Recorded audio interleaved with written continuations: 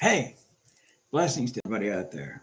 Let me do my little thing here and make sure we're seeing what we're seeing. We're hearing what we're seeing. How about that? For some reason it won't let me check it. It did this last time. That's what I said the last time. How about that? Sorry. I'm very, what's the word I want to use? Reductive, I guess, something like that. But, I hope it's working, but I don't. This is making me angry. Not making me angry. It's just something I got to check and why it won't let me see or start the video. I have no idea. I have no idea. I hope everybody's having a blessed day. We're going to start with a prayer in just a moment as soon as I get everything verified that we have vocal and everything else working. And we're going to make sure. Just want to make sure. Just want to make sure. Just want to make sure that we have audio and everything, because I would just hate to do the whole thing and then not have it be there. And it still won't let me look at it because I don't know what I'm doing. I used to know how to use computers, and then something happened. I lost my brain at some point, I guess. Or these things went another direction. Anyway, I'm just getting ready to start going because I'm not going to waste any more time trying to do this. As I continue to waste time trying to do it. Just doesn't seem Trying to do it. And there it is. There I am. I'm sorry. I won't do that anymore.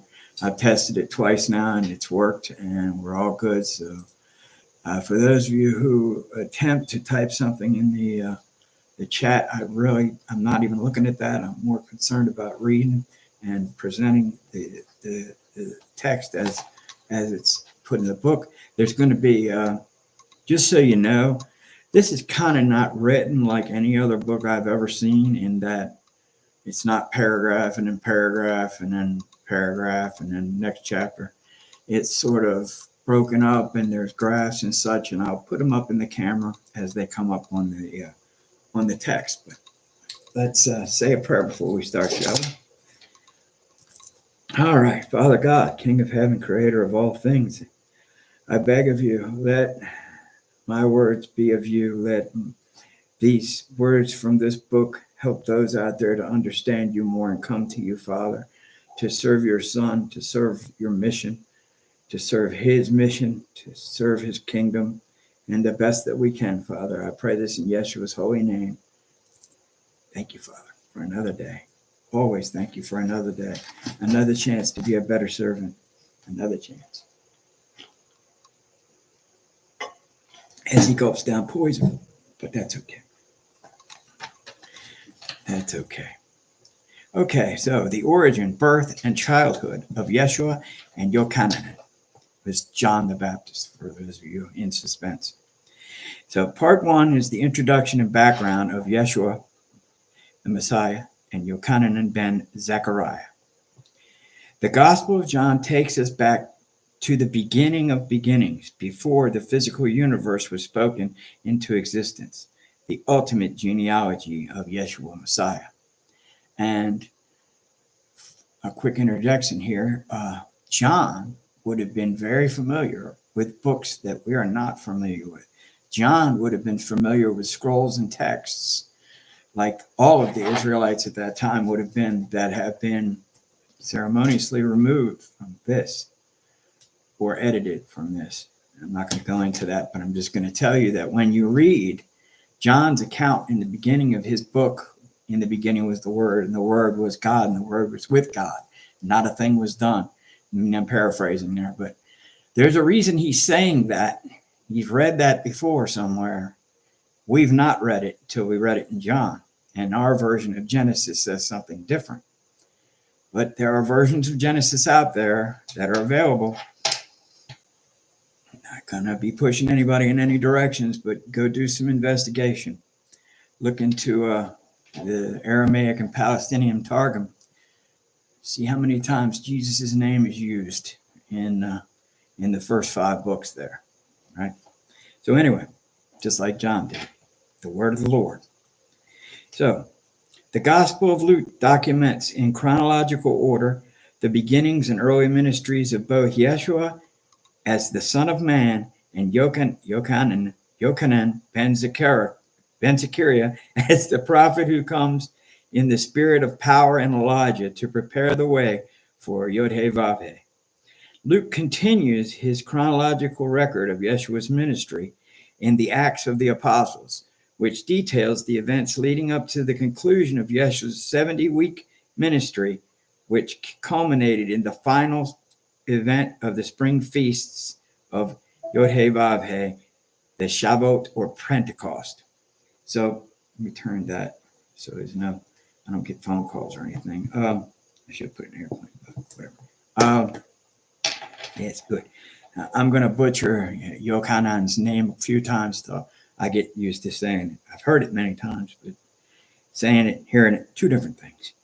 The Gospel of Mark commences with the beginning of the Gospel of Yeshua the Messiah. In his role as a servant, no genealogical background is needed to serve. Mark confirms Luke's chronological order. The Gospel of Matthew begins by detailing the genealogical credentials of the Messiah as the King from heaven through Miriam, his only earthly parent and direct descendant from the royal lineage of King David through Solomon. Matthew does not record events in chronological sequence, but paints the picture of the king who lays down the rules of his everlasting kingdom with broad sweeping strokes. Matthew's detailed account begins soon after he joins the company of the disciples in late spring. Matthew, follow me. I love that scene in The Chosen. Anyway, in the beginning, okay, Matthew 1:1. See, I'll show you. See, it has the parts from the Bible. See, Matthew is on the left and John is on the right. And that's the way I will read it, from left to right, because that's the way we do things. And I get confused the other way. Anyway, in the beginning was the Word, and the Word was with Yod-Heh-Vav-Heh, and the Word was Yod-Heh-Vav-Heh. The same Word was in the beginning with Yod-Heh-Vav-Heh. All things were made by him, and there was nothing made without him. In him was life, and that life was the light of men. The light shone into the darkness, but darkness could not overcome the light. There was a man sent from Yod-Heh-Vav-Heh, whose name was Yochanan ben Zcharyah. He came as a witness to bear witness of the light, that all men through him might believe. He was not the light, but bore witness to the light, the true light of the true light, which enlightens every man who comes into the world. He made the world, and he came into the world, but the world did not know him. He came unto his own people, but they did not receive him. But as many as believed in him and received him, to them he granted the authority to become sons of Yod-Heh-Vav-Heh, who were begotten not according to the bloodline, nor according to the desire of the flesh, nor according to the determination of man, but according to the will of Yod-Heh-Vav-Heh alone. The Word became flesh and tabernacled among us. We witnessed his judgment as the judgment of the only begotten of the Father, full of grace and truth. Yochanan bore witness of him and proclaimed, "This is he whom I spoke. He that comes after me is greater than I am, for he was before me." From his magnificent majesty, we all have received grace upon grace. The Torah was given by grace through Moshe. The reality, that's Moses. The reality and grace came through Yeshua Messiah. No man has ever seen the Almighty, yet the only begotten Son, who is in the bosom of the Father, has made him known. Okay. And that was from John 1:1. I misspoke and said Matthew. So now we go on to Luke 1:1. Honored and beloved of Yod-Heh-Vav-Heh, seeing that many have endeavored to record a narrative of the things which are with certainty believed among the disciples, and even as they set their hand to the task, which from the beginning were witnesses and ministers of the word. It also seemed good to me, having an accurate understanding, to document these things in chronological order from the very beginning. This I have done so that you might become thoroughly acquainted and absolutely certain about the things which you have been instructed. Matthew 1:1. This is the scroll of the genealogy of Yeshua Messiah, the son of David, the son of Abraham. So it says, note 1, relevance of the Creator's calendar. Okay. The gospel narrative and the timing of the feasts of Yod-Heh-Vav-Heh. The chronological gospels begin their narrative with the Gospel of Luke, which details the events surrounding the birth of Yochanan, the son of the elderly priest Zcharyah, and his wife Elisheva, both of the lineage of Aaron. In order to understand the chronological information given in this book of Luke, we must understand the Creator's reckoning of the time frames and the temple services, the order of the precise courses of the temple service, and how both relate to the feasts of the Lord. The Creator's reckoning of time is indicated in the scriptures, determines each day by our observance of the solar cycle. The reckoning of the new day begins at sunset, Genesis 1:5. The evening and the morning were the first day. Israelite culture since the time immemorial has likewise borne witness to the fact that the first day of the new week begins at sunset at the end of the Sabbath, the seventh day. Those cultures which have attempted to deliberately divorce themselves from the Creator's reckoning of time and creating some other calendar, such as the 10-day week of the French Humanist Revolution, have all returned to that which initiated in the beginning. Though it is impossible to prove that the 7-day week has remained in unbroken sequence since creation, or even Mount Sinai, the Sabbath, and Yeshua, and the nation of Israel has remained in an unbroken sequence long before the 1st century CE. The accuracy of the fact is that beyond dispute, the Julian calendar of the 1st century BCE is still the time clock of astrophysics and is accurate to better than 1/millionth of a day. Furthermore, the King from heaven found no need to correct the weekly Sabbath while he was on earth, but kept it inviolability. It would be the acme of arrogance to correct him. Anyway, here's the weekly breakdown of here. I don't know if you can see that. I hope you can. You can freeze it if you have to. So the reckoning of the month is governed by our observance of the lunar calendar. The new month begins when the first sliver of the new moon is sighted in the land of Israel. The biblical definition of new moon differs from the modern astronomical term, which pinpoints the instant that the earth, moon, and sun are all in alignment or conjunction. A mathematical moment in time that cannot be observed from earth, only calculated. The biblical definition of the new moon comes from the Hebrew word Kodesh, which literally means renewed. Kodesh refers to the light from the moon being renewed after a period of darkness. The moon is always 50% illuminated from space unless it is eclipsed by the shadow of the earth passing between it, the sun, and the moon. No, not true.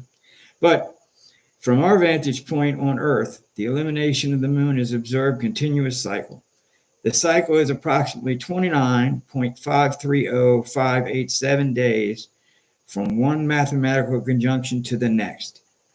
Thus, basically means each lunar month from sighting of the first sliver of the new moon to the next will be 29 or 30 days. If the moon is not sighted at the end of the 29th day, it is by default a full 30-day month. The sighting of the renewed moon, however, is an atmospheric event rather than an astronomical event. Shepherds and priests alike had to be able to determine the day of the month without consulting NASA or a Babylonian astrolabe. The biblical new moon and the new month, both English terms are one word and one concept in Hebrew language, are based on the observation of celestial bodies rather than mathematical calculations. The great breakthrough in astrophysics in the past 2 decades is that we choose a precise terrestrial coordinate to run a celestial time clock back to any moment in time and determine how much the moon was illuminated from what location. NASA's claimed accuracy for lunar capability of the human eye. This means that we can pinpoint the day upon each one of the feasts of the Lord occurred during the life and ministry of Yeshua. We can determine with heretofore unimagined precision the very day that Yeshua healed the lame man at the pool of Bethesda, the Sabbath day that he taught in Capernaum synagogue, and the last day and resurrection. The Sabbath day that he healed the man born blind at the feast of Hanukkah, and the day of his death and day of his resurrection, 3 days and 3 nights later. It is the Jonah code. The one proof he said that there would be 3 days and 3 nights, and he would resurrect. Any Jesus that came back quicker than 3 days and 3 nights is not Yeshua. It's another Jesus. So, correct in the beginning of the next month. It is worthy of note that the science and astronomy still uses the Julian calendar in determining ancient celestial events. The same calendar that was used throughout the Roman Empire, and still is, in the days of Yeshua. Most historic events in ancient times were marked by their relation to the position of the heavenly bodies. We can now roll back the celestial clock and decode these dates with precision. The Julian calendar, initiated on January 1, 45 BCE, has now been accurately synchronized with the Creator's astronomical calendar to within 1/10,000th of a second.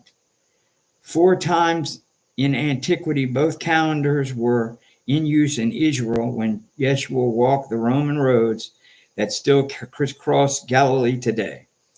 NASA's claimed accuracy is better than 1/10,000,000th of a day for the 6,000-year duration that man has been on the planet, and that these are the calculations used throughout this work. All secular dates in the work are exposed in the Julian calendar mode and cross-referenced with the Creator's calendar. The reckoning of the new year is governed by the observance of the lunar and agricultural cycles of the land of Israel. The new year begins when the first sliver of renewed moon coincides with the time that the barley crop reaches the stage of maturity, referred to as Aviv. This is why the Hebrew scriptures refer to the first month of the year as the month of Aviv. The definite article, the, is in every extent of the Hebrew text. In the month in which the barley is Aviv, we must keep the Passover and the Feast of Unleavened Bread, at which time we are required to make an offering of the first fruits of the barley harvest, Exodus 12:2, 34-18. Until the barley reaches the stage of Aviv, we cannot declare the first month of the year. An additional month is occasionally added to the end of the calendar year to allow more time for the barley to ripen so that it can be ready to offer in the temple of Yom Habikurim, Day of First Fruits. During the Feast of Unleavened Bread, this is the very reason why our Creator commanded us to observe, shomer, guard, and protect the month of Aviv, Deuteronomy 16:1.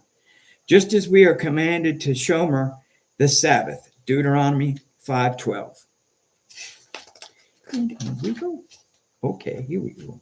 We have a perpetual biblical Hebrew calendar and the Feasts of the Lord calendar. I'm going to give you, get a copy of that there. You can see it, I hope. You can maybe pause it. You have to. Okay. Though the pagan solar calendar and the biblical lunar calendar vary in the amount of days in the year, both have a reckoning of their new year each spring. Hence, 1,000 years on the solar calendar is equal to 1,000 years on the Creator's lunar calendar. Those years simply begin at a different time each year. There have been many well-meaning yet erroneous calculations performed by using fractional adjustments between 365 and a quarter solar year and the 360-day biblical year. However, a 360-day year never occurs on the Creator's calendar. Furthermore, prophecy students will do well to recognize that there are never 42 months in 3.5 year period, nor are there only 1,260 days in 42 months. In that period of time, there will always be at least a bar bet, a 13th month, to allow for the solar lunar calendars to stay synchronized. And this additional month is determined each spring by the state of the barley crop in Israel. A 360-day year is a linguistic device that accurately states the passage of time to those who know how to determine each day, week, month, and year, Sabbath year, and Jubilee year. The Creator instructed us to watch the heavens and the earth, to determine his times and seasons. It cannot, was not, and never will be simple mathematical calculations by which the Almighty runs the universe. We must rely on him to fulfill his prophetic calendar and adjust his divine time clock. Now that we have an understanding of the astrological term Aviv has been restored in the land of Israel during the past 2 decades, we can calculate the parameters for the Aviv in antiquity according to the relationship to a mathematical moment in the solar cycle, now referred to as the vernal equinox. Even though the Babylonian solar concepts of the equinox and the solstice are not in Scripture, we do understand that barley is a phototropic spring crop that ripens according to the amount of sunlight it receives. From years of scientific analysis in the land of Israel, we can now say that if the new moon at the end of the 12th month occurs so many days before the equinox, the barley will never be Aviv. We can also say that if the new moon at the end of the 12th month occurs so many days after the equinox, the barley will always be Aviv. We can also say that with confidence that if the new moon at the end of the 12th month appears between certain dates, we are absolutely certain that we will not be able to tell in advance whether the barley will be Aviv or not. Reality has repeatedly proven us wrong in our speculative yearly forecasts concerning the Aviv. This is why the Creator tells us to watch the signs in the heavens and on earth before we make concrete plans for the future. Listen to the king. And that is why our yearly astronomical and agriculturally connected biblical Hebrew calendar never goes to press before the new moon of the Aviv barley in the land of Israel. For more thorough understanding of the restoration of the Creator's calendar in the land of Israel over 20 years, see the resources listed in the back of this volume. I don't know where that is. Okay, that is the...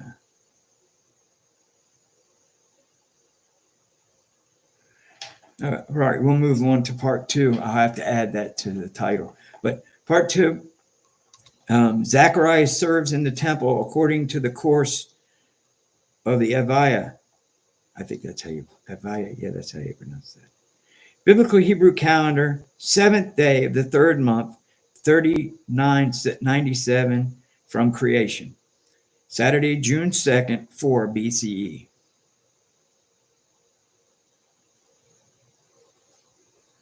Well, Sandra, I'm trying not to answer questions, but anyway, the calendar, see, we were taught the Julian calendar from Rome, and we were taught a lot of things that don't go along with the way the Creator wants us to see and measure things. When he created the firmament on day 2, he put the stars in there for signs and seasons. See, back then, all of the shepherds and all of the people basically knew how to look up at the sky and tell what time of year it was, what was going on, what they had to prepare for, what they had to do. See, our minds are, we count on these things for our brains and the computers. That's just my personal opinion. But I think we would do well to learn some of these things. It's important, especially if electricity went bye-bye. So, as I said, the chronological in the Gospel of Luke begins with the temple service of Zcharyah, a Cohen. I don't know what that was. Means something. A Cohen of the course of Aviah, which was the 8th of the 24 courses. 1 Chronicles 24, 7 through 18. Matthew and Mark. There was in the days of Herod, the king of Yehuda, a particular Cohen named Zcharyah, one of the course of the Aviah. His wife was of the daughters of Aaron, and her name was Elisheva. They were both righteous and walked blamelessly in all the commandments and orders of Yochanan. Yet they had no children, and Elisheva was barren, and they were both well advanced in years. Now, we go, I think it's Luke 1:5-1. All of the members of the tribe of Levi were dedicated for temple service, but only the family of Aaron served as Kohen, priests, in the administration of temple offerings, and they alone were allowed admittance to the holy place. The Kohen Hagoldah, the high priest, was the sole member of the family of Aaron who was allowed access to the Holy of Holies. This is where the Ark of the Covenant was. The high priest of the Creator, Yod-Heh-Vav-Heh, or his title Elohim, which I disagree with, we're not going to go into that, is commonly used in their abbreviated form to make up many Hebrew names. Angelicized names ending in IAH, such as Isaiah, Jeremiah, Zechariah, and with Yahu, and are more properly rendered Yahushua. Yahushua. I can't pronounce these correctly. Zechariah. It's commonly in the Second Temple period and modern Hebrew to drop the last vowel, as in mood, and pronounce the end as Yah, i.e. Zechariah. At the time of King David, the Levitical priests of the family of Aaron were divided into 24 courses or service divisions. That's from 1 Chronicles 24, 1 through 18. Each course served for 1 week, twice each year. The service courses commenced at the beginning of the Sabbath and concluded at the end of the following Sabbath, so that at least 2 courses were serving every Sabbath. During the 3 annual feasts, which required the attendance of all adult Israelite males. All Kohanim served concurrently. After the Maccabean revolt, all Kohanim served during Hanukkah, the 8-day feast of dedication. The first course, Zcharyah, and the seventh Sabbath, began their service on the first Sabbath of each year in the month of Aviv. The eighth course, Aviyah, began on the seventh Sabbath day from the first fruits offering, which was also the 49th day of the counting of the Omer. The following morning is the high day, the feast of Shavuot. The course of Aviv was responsible for the temple service. This is the day Zcharyah had been selected to offer the incense on the golden altar in the holy place. By the traditional, this is Luke 1:6-1. By the traditional count of the rabbis, there were 613 commandments in the Torah.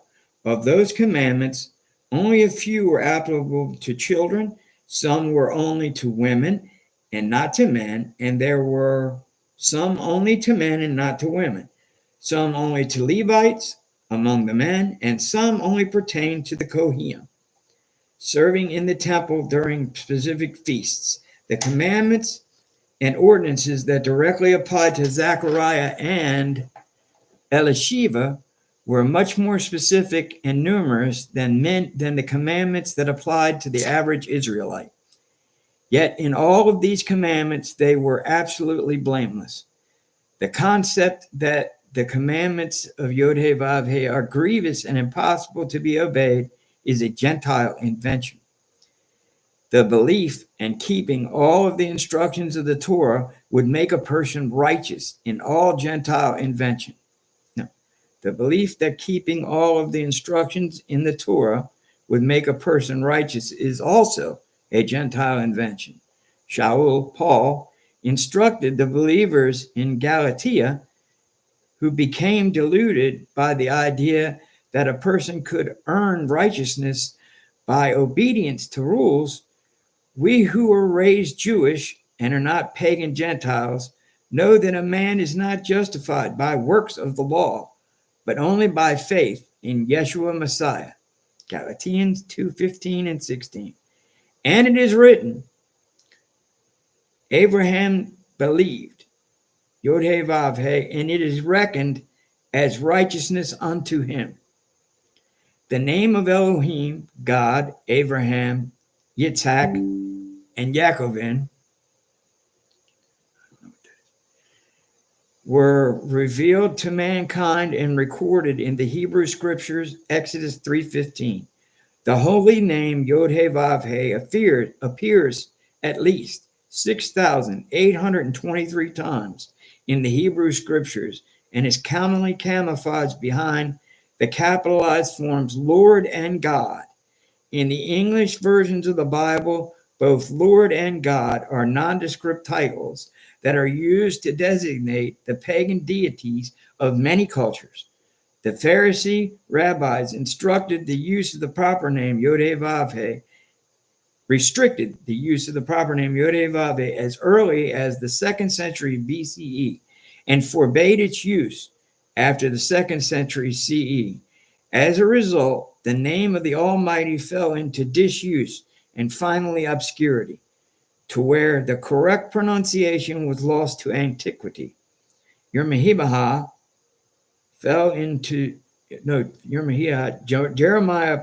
prophesied that the holy name of the Almighty would be restored in the last days, and that even the Gentiles would call upon that name.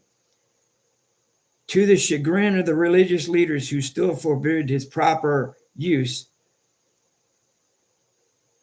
see Virgin Notes on page 22 for details on pronunciation.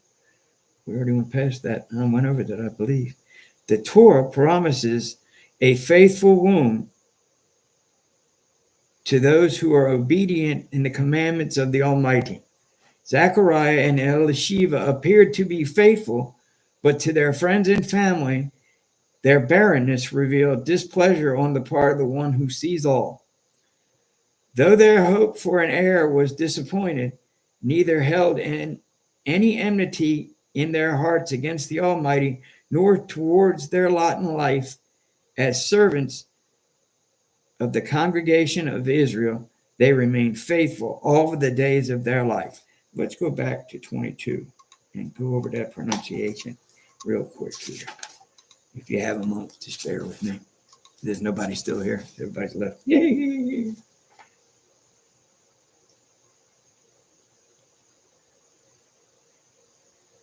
I don't see it. I'm not going to worry about it right now.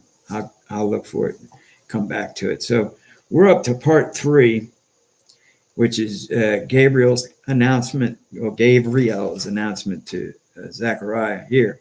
We'll do that at our next meeting because we're up to 35 minutes. And I don't want these to be any more than like 45 minutes because people don't really have, time is a valuable commodity in today's world with all the issues that are going on. So we're going to mark the page off right there at the end of part 2, and we'll regather at part 3. I want to thank you all for joining me, those of you who are there, those of you who are watching. I appreciate it wholeheartedly. I think this information is very important for us to learn, to know. These are things that I was never told. It's like Yeshua's name. That was the name that the angel told Mary to name her son, because it means something. It's important. But, it's not a hill to die on for some people. But for me, I call him Yeshua. I try very hard. Anyway, may the Lord bless you all and watch you. Keep watch over you. Keep you safe and from harm's way and your families. And please, if you haven't come to the Lord, if you're still wondering whether it's for you, come home. The debt's paid. The Father, the Son is paid for it. So God bless you all. I love you as Jesus loves you, as Yeshua loves you. I did it again. So we'll talk again very soon. God bless.